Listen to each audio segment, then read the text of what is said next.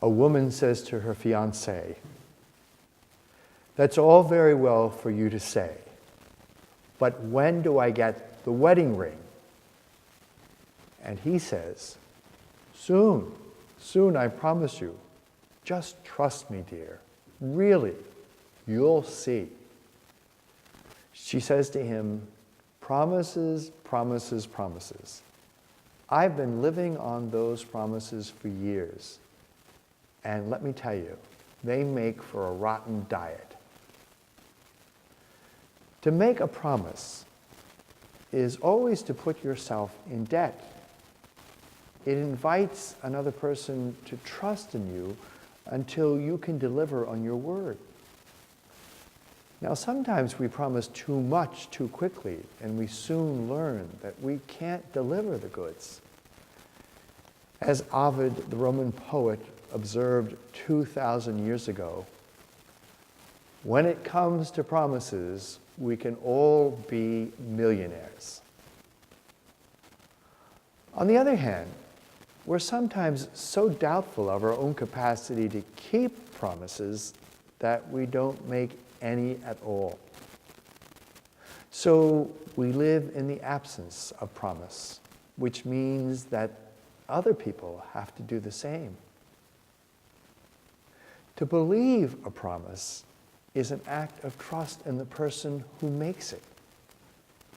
It is to live in expectation, holding fast to that person's word. And when promises are fulfilled, there is a deepening of the original trust. However, if certain people have a distinctly wobbly track record on keeping their promise, then we tend to be cautious about any new promises they make.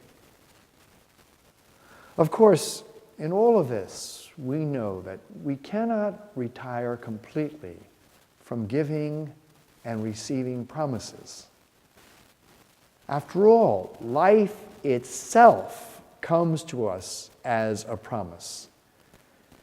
And trust has to be exercised in the midst of the real frailty within and around us. So, when it comes to God's promises, we feel hopeful that at least He will deliver. One of the great promise stories of the Old Testament is when God promises Abraham that he will be the father of a great nation.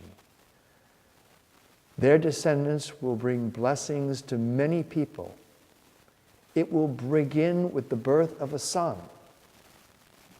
Well, years passed, and Abraham waited, and the birth never came. 24 years to be exact.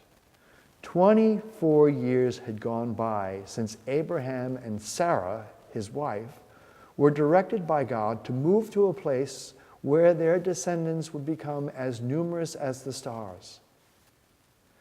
24 years of travel and hard work and frustration and fear and discouragement had come and gone since they heard the word from God that they were going to become parents of a great nation. 24 years had come and gone and still no child. And yet, in the book of Hebrews, we read, even when there is no reason for hope, Abraham kept hoping, believing that God would be faithful to his promise even after 24 years. In other words, Abraham believed, hoping against hope, so that he eventually did become the father of many nations. At the beginning of Luke's gospel, we're introduced to an aged married couple who stay alive on a hope that's very similar to Abraham and his wife. We meet Zechariah and Elizabeth, who are the parents of John the Baptist. They, like Abraham and Sarah, represent the hope that did not die. And they see it fulfilled in the birth of their son, who is to prepare for the one from Bethlehem. And it is the fulfilled hope of that old couple which is given to Mary as a sign when the angel says to her at the Annunciation, "Know this too, Mary, your kinswoman Elizabeth has in her old age herself conceived a son, for nothing is impossible with God."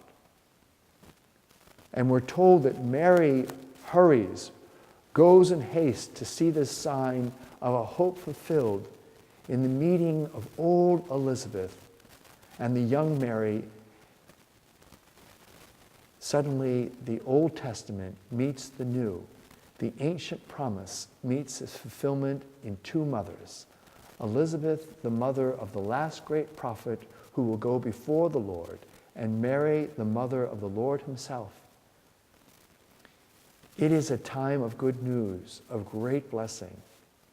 It is a time for womb-shaking rejoicing. The old promises are new events, and now is the time for their long-expected fulfillment. It is a great time. It is through Mary that God is seen to keep the promise announced to the prophet Micah so long ago. The promise of God will take flesh in her and be formed in the person of Jesus. Mary is blessed for believing that the promises made to her by the Lord would be fulfilled. In Mary, we can see that God doesn't just make promises, but keeps them.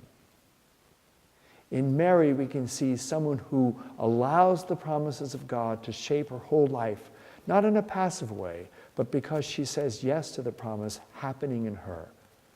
The promise has a name, Jesus. He will fulfill all that has gone before and give new meaning to all that will happen after him.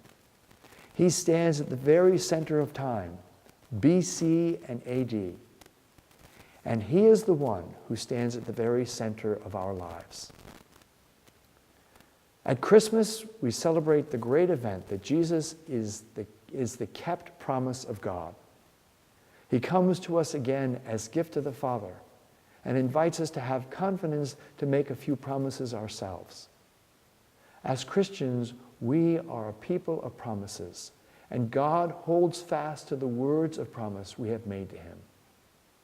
We thank God for keeping his word to us and ask him to help us keep our word to him and each other.